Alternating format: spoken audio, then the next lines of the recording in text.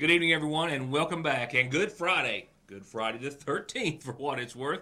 Thank you, as always, for tuning in and spending a little time with us. Yes, it's Friday. It's been a cool one at that. And my most recent update from the National Weather Service has a low tomorrow night that is flirting with the 30s. 41 degrees right now is where we're expected to fall on tomorrow night. Now, I'll update your forecast in more detail. A few tweaks to be made, but still basically the same scenario that we've been putting out there for days now. Fall weather has arrived. It's going to be gorgeous and on the cool side of life for a few days. Next week, not so nice as much. Another cold front that will keep temperatures relatively in check in the 70s, maybe working up to the very low 80s by Thursday of next week. But we'll also see a better shot of some showers and thunderstorms. But that's next week, and no one can really think about anything past the weekend as of right now because indeed it is Friday. I'll update your weather forecast in just a second. And we'll also talk about tonight, as the investigating Kentucky State Police trooper put it today, a 1 in a million accident involving a Magoffin County teenager this morning. 1 in a million that he is still alive, and doctors say he's going to recover. When you see the scene and the automobile, you just have to wonder how he made it out alive. Another teen also injured in another auto accident that I have a report of, a hit and run, actually 2 hit and run accidents involving the same individual who was jailed by Johnson County authorities. We'll also have some other news and information. And I got some good news today. I don't know if they knew about it before today. I just got it shortly before airtime and don't know exactly how good of news it is for a local organization. Oh, that is so deserving thereof based on their input into drug prevention in Magoffin County and treatment. We'll talk about that in an announcement. And kind of a prelude to a story that we're working on for next week. They've got a major event coming up next weekend. So all that and much more in what's left of the next half hour. First and foremost, let's back up the clock and go to this time last evening. Showers and thunderstorms, actually a little earlier than this, yesterday afternoon, tore through parts of Magoffin County. Tearing through is certainly putting it appropriately. While there was some damage left behind, fortunately not as severe as what we've seen over the past few months, but that doesn't mean that it didn't cause a few problems for some folks. Specifically, seen here, Sycamore Road area off of Oakley. A lot of other trees down in the Oakley area. I told you last evening I had winds here 24, 25 miles per hour during that shower and thunderstorm activity that happened as a cold front tore through. Some parts obviously saw winds greater than that, and that is a limb that was blown off of a tree and across the road and onto that power line, hanging in a rather precarious position. There were some limbs that damaged some homes. There were several power lines and utility lines that stayed down, causing a lot of outages for a few hours during the overnight for some utility customers. No major damage reported as of this hour, from what I understand. However, the Magoffin County Rescue Squad, local fire departments, and others were clearing debris from roadways as well as the State Highway Department. Everything had the all clear by late last night. Today, a little more cleanup to go. But as I said, once again, no serious damage to report. I'll get back to local headlines in just a second, but on the state level, while the judge has not signed off on it, saying that he wanted to take it under consideration until the sentencing, which he did set, as was expected, agriculture state stationer and former UK. And it promises to be a very helpful discussion.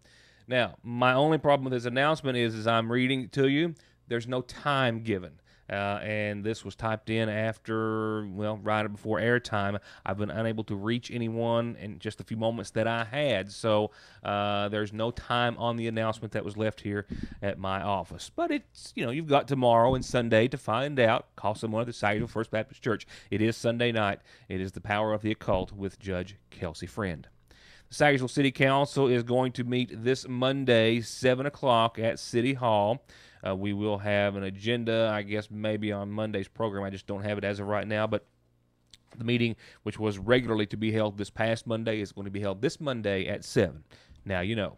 Magoffin County, Kentucky Board of ASAP, who I've already talked about a little bit and who we'll be talking to more in the coming days, is having their next meeting on Monday. Monday is the 16th, by the way, 6 o'clock at the Magoffin County Health Department. This is their quarterly meeting, and the public is invited to attend.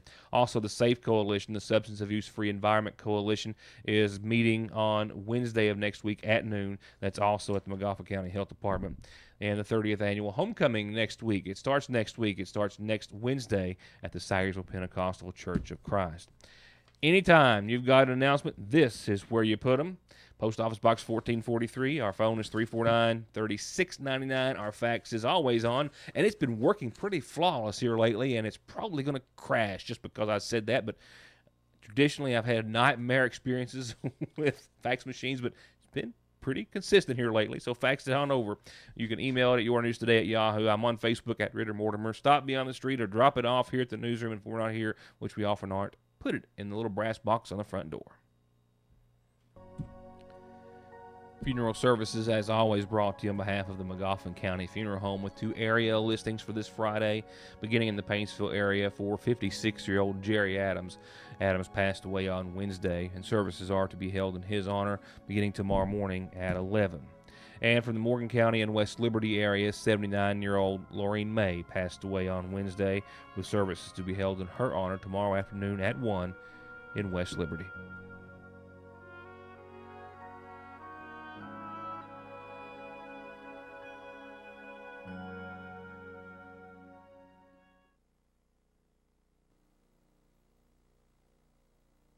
Regardless of the project, big or small, inside or out, Bailey's Carpet has your next job covered with service after the sale on Husqvarna and Red Max power tools and equipment. You covered with great deals on boots and clothing by Georgia, Red Wing, and Carhartt, and your floors covered with premium materials at low prices from Bruce, Armstrong, and more at Bailey's Carpet and Hardware in Salyersville.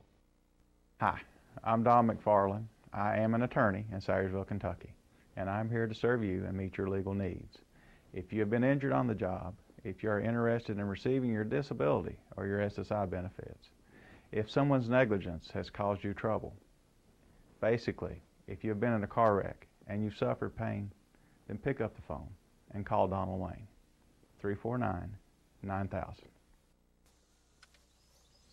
Let's do this. Can't believe my daughter wants to marry a Hatfield. And I can't believe my son fell in love with a McCoy. I got one thing to say. They're going to have the wireless plan with the best service. And I say they're going to have the wireless plan with the biggest savings. Daddy! Hush up, Mary Beth. Pa, stay out of this, Jonah. We're done talking. You got that right. Better service. Bigger savings. Daddy, we've both got Appalachian Wireless. Better service. Bigger savings. That's today's Appalachian Wireless. Salyersville Nursing and Rehabilitation Center is proud to announce the newest members of our family, Administrator Lane Jones and our full-time chaplain Mark Campbell and volunteer Richard Green, new faces with the same sincere desire as these, to assist you and your family with short-term rehabilitation solutions or long-term nursing care needs, close to home and those that you love. Salyersville Nursing and Rehabilitation. Faster, friendlier, family-owned Parkway Pharmacy, open 8:30 till 6:30 Monday through Friday in the new Magoffin Medical Plaza under the care of local pharmacist Jesse Rudd. To make Parkway Pharmacy your pharmacy, come by or give us a call at 349-4400. Right now at Fraser's Prater Drug Seasonal Shop, a complete display of Maple City pottery, and you can order it customized just how you would like. Mixing bowls, preserve jars, utensil holders, dispensers, and much more. New purse and accessory designs by Just Millie, and just all kinds of clay, bead, jewelry, and other accessories, and the largest selection of fall decor you're going to find anywhere in the eastern Kentucky area at Fraser's Prater Drug Seasonal Shop. It indeed has been a very deadly and dangerous week on eastern Kentucky roadways. Specifically, in less than a week's time, 3 fatalities on US 23. Most recently, the one that claimed the life of Ruth Davis on the day before yesterday after she pulled into the path of an oncoming coal truck at the junction of Route 321 and 23. Since that crash, a couple of area teenagers have survived accidents, the least serious of which was the 2 that I have to report, mind you. This one from the Johnson County area, the Johnson County Sheriff's Department says that they had this accident to respond to on Route 201 Wednesday of this week. 2011 gray Mini Cooper driven by 19-year-old Jacob Castle of Blaine was turned up on its side. No injuries were reported at the time of the accident. But a teenager involved in an accident this morning in Magoffin County was not so fortunate, although he is very fortunate to be alive. This is some video brought into us of the early morning accident. It happened around 7:30 at the mouth of Salt Lick on Route 7. This vehicle was traveling north towards Royalton. The operator, an 18-year-old man, by himself, he lost control of the vehicle. He told authorities that he thought he'd been run off the road. There was evidence at the scene that he had crossed into the southbound lane, yaw marks indicating he was already into a skid. The vehicle then came back into the northbound lane off the roadway, became airborne, and while in the air, struck a tree with the top of the vehicle. Now, the vehicle then crashed and came to a rest here on the shoulder, off the shoulder of the road. The suspect, the young man, was believed to have had major internal trauma and other injuries, and had the low ceiling not been a factor, they would have life flighted him to a trauma center. However, all aeromedical services that were contacted declined to fly due to weather conditions. Now, this is another view here that we were supplied with where you could see the path leading off the roadway and then striking the tree. But it's this footage that I have taken after the car was removed from the scene that really gives you an accurate depiction of, even though he is so seriously injured, just how fortunate this young man is.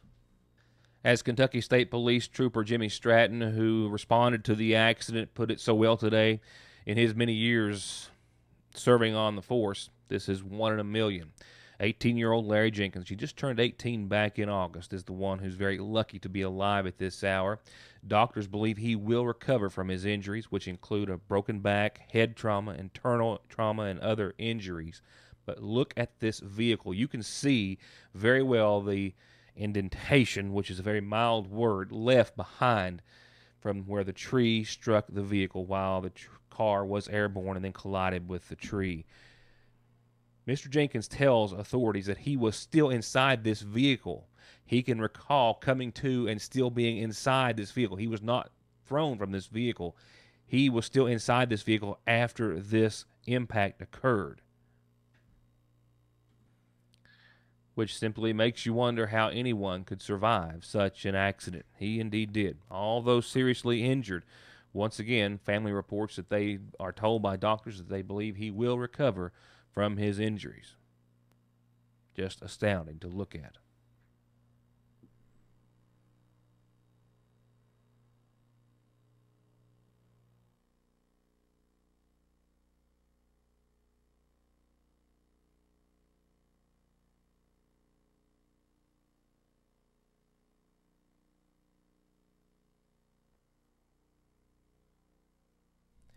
Now, for a whole other kind of astounding, not to that great of a degree, but nevertheless, it's time to talk about your Licking Valley RECC forecast.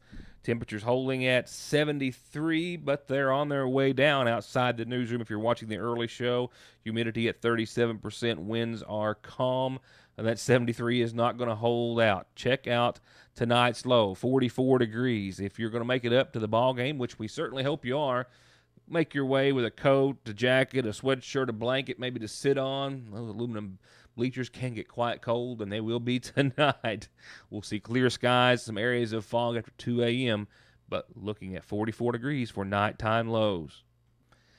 But indeed, wonderful football weather in eastern Kentucky. Now, just a reminder, the Johnson Central Golden Eagles are hosting Perry County Central tonight.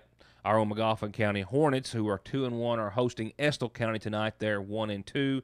Kickoff set for 7:30 for all the games. Morgan County and the Cougars are at West Carter, and the Paintsville Tigers are at Valley tonight.